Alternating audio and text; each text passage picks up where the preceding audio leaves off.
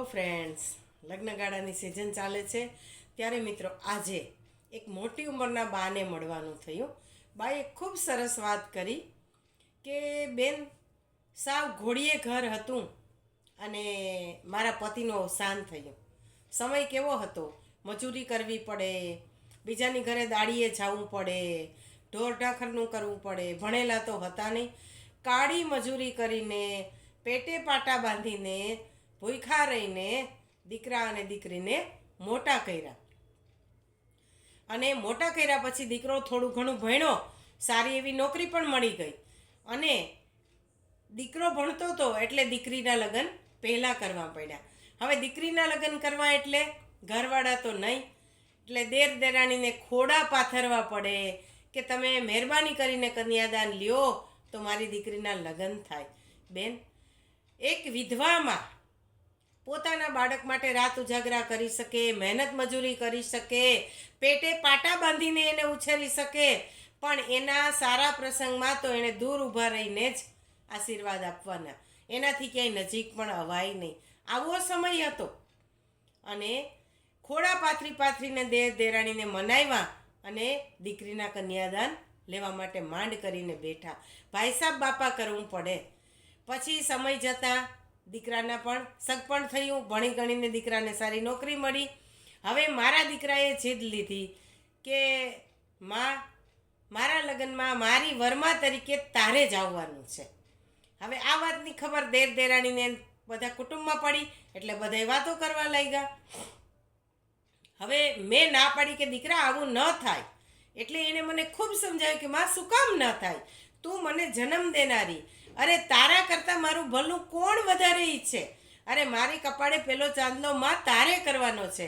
પણ હું ઓલી રૂઢિઓથી બંધાઈ ગયેલી, હિંમત હારી ગયેલી અને દુઃખની અંદર ભાંગી પડેલી, લોકો શું કહેશે, સમાજ શું કહેશે, એટલે દેર દેરાણીને મનાવવા ગઈ. પણ દેર દેરાણી માયના નહીં કે નારે ના, તમારા દીકરાને બહુ પાવર છે તો હવે જાઓ કરી લ્યો લગ્ન તમે તમારી રીતે. અને હવે તો કોઈ બીજો રસ્તો જ નહોતો, એટલે વરમા તરીકે હું ગઈ અને રંગે ચંગે દીકરાના લગ્ન થઈ ગયા. આજે દીકરોય ખૂબ સુખી છે, દીકરાના સંતાનોનાય લગ્ન થઈ ગયા છે, બધું જ ખૂબ સરસ છે. પણ રહી રહીને એક વિચાર આવે છે કે કેવો સમય હતો કે જનેતા છે એ સંતાનો માટે બધું જ કરી શકે, પણ એ જો વિધવા હોય તો એક સંતાનના કપાળે સુકનનો ચાંદલો પણ ન કરી શકે. આવો સમય હતો. આજે જે બદલાવ આવ્યો છે, આજે સમાજની અંદર જે વિધવા બહેનો પ્રત્યેનો જે વ્યવહાર છે એમાં જે બદલ આવ્યો છે, સુધારો આવ્યો છે, એ જોઈ અને બાકે મને ખૂબ આનંદ થાય છે. ભલે મેં દુઃખ ભોગવું, મારા જેવડી તમામ બહેનોએ દુઃખ ભોગવું, પણ આજનો સમય જોઈ અને ખૂબ આનંદ થાય છે. અને બીજી વસ્તુ એ પણ કહેવાની થાય છે મનમાં કે બહેનો, તમે પોતે પણ હિંમત રાખો. ઘણી વખતે સમાજ ડરાવે એનાથી વધારે આપણે ડરી જતા હોઈએ છીએ.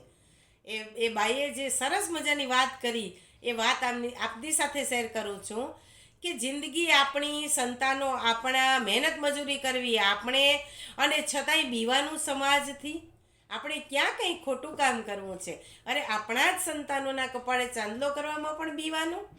અને આવો સરસ સંદેશ આપી અને આજે જ્યારે બાથી જુદા પડવાનું થયું ત્યારે મેં વિચાર કર્યો કે આ વાત હું આજે મારા દર્શકો સાથે શેર કરીશ કે એટલી લગભગ 91-92 વર્ષની ઉંમરે પણ બા ખૂબ સશક્ત છે, સમજુ છે, અને આવી કેટલી બહેનોને હિંમત આપે છે બા આજે પણ. જો એને ખ્યાલમાં આવે કે કોઈ બેનને આવી કંઈ તકલીફ છે તો બા રૂબરૂ મળવા જાય, એને એની સાથે વાત કરે, એને હિંમત આપે.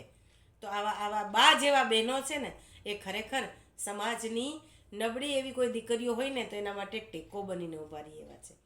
તો આપણે નક્કી કરીએ કે આવી કોઈ ઘટના ઘટે તો ત્યારે ટીકા ન કરીએ, ટેકો બનીએ.